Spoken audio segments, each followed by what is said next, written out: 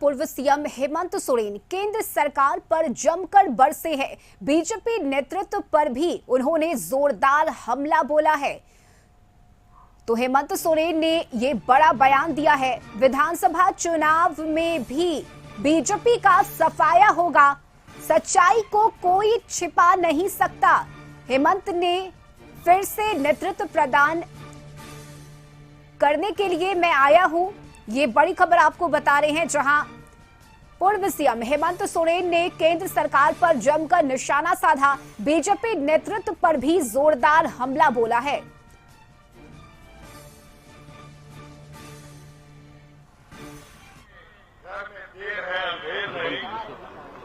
और सच्चाई को आप किसी भी सीमेंट, किसी भी शिक्षा, किसी भी चीजों से दफन नहीं कर सकते। वो आज नहीं कल उभर के आता है और आज उसका परिणाम है कि फिर से आज आपके बीच में आप लोगों के लिए आपका नेतृत्व देने के लिए जिंदाबाद जिंदाबाद। और आप लोग अस्वस्थ रहे। अभी हम लोग और लोग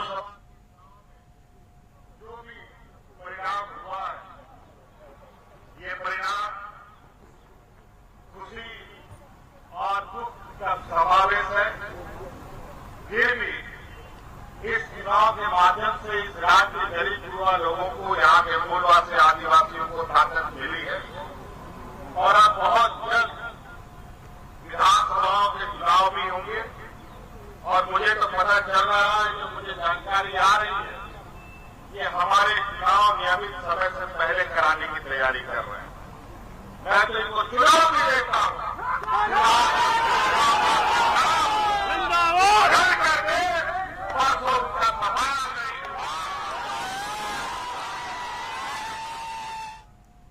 और सहयोगी संतोष इस वक्त हमारे साथ जुड़े हुए हैं। संतोष, हेमंत सोरेन को हमने सुना किस तरह से उन्होंने बीजेपी पर निशाना साधा, साथ ही बार बार पार्टी की तरफ से, और खुद हेमंत सोरेन भी कई बार ये कह चुके हैं कि बेवजह उन्हें फंसाया गया, 5 महीनों तक उन्हें जेल में रखा गया और अब चूंकि वो बाहर आ गए हैं तो अब रणनीति तैयार की जाएगी हेमंत सोरेन की तरफ से, और क्या रणनीति होगी ये आगामी दिनों में पता चलेगा। लेकिन इतना साफ है कि अब हेमंत सोरेन के नेतृत्व में ही आगे विधानसभा चुनाव लड़ा जाएगा झारखंड में। देखिए रश्मि, बिल्कुल साफ है कि जब जेल से 5 महीने जेल काटकर हेमंत सोरेन पूर्व सीएम झारखंड निकले तो उनका एक जोश खरोश से यहाँ के कार्यकर्ताओं, जेएमएम पार्टी, महागठबंधन के लोग स्वागत किया। और कल आप सुने होंगे कि किस तरह उन्होंने भाषण दिया और जो अपने कार्यकर्ताओं को बोला कि सच्चाई छिप नहीं सकती, किस तरह बीजेपी और केंद्र सरकार हमें साजिश के तहत 5 महीने जेल के अंदर। अभी तो लोकसभा चुनाव में उन्हें 5 सीटें, आदिवासी सीट गंवाना पड़ा है।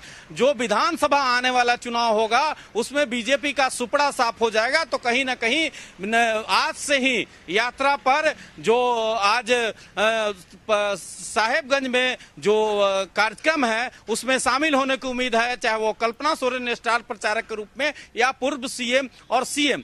तो कहीं ना कहीं जो एक्टिव मोड में है उनका साफ कहना है कि हमें गद्दी पर मोह ममता नहीं है, लेकिन सच्चाई छिप नहीं सकती है। और 81 विधानसभा हम जो हमारे पर अत्याचार हुआ है, जो 5 महीना बेगुनाह के, बिना गुनाह के हमें जेल के अंदर रखा गया है, उसका जवाब जनता देगी और बीजेपी को 81 विधानसभा से सुपड़ा साफ करेगी। तो कहीं ना कहीं जो जेएमएम महागठबंधन का साफ कहना है कि मेरा नेता हेमंत सोरेन के चेहरा पर ही चुनाव लड़ेंगे।